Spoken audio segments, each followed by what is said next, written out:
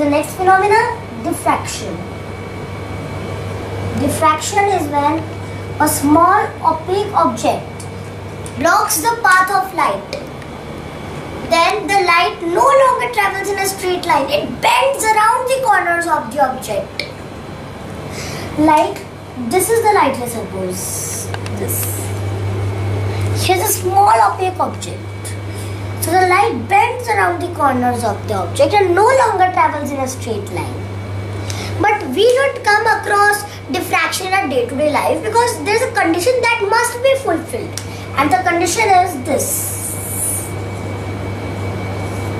This is the wavelength and this is the thickness of object.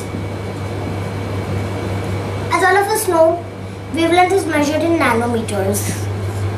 But the thickness of objects we use or see in our day-to-day life is in meter, centimeter or millimeter.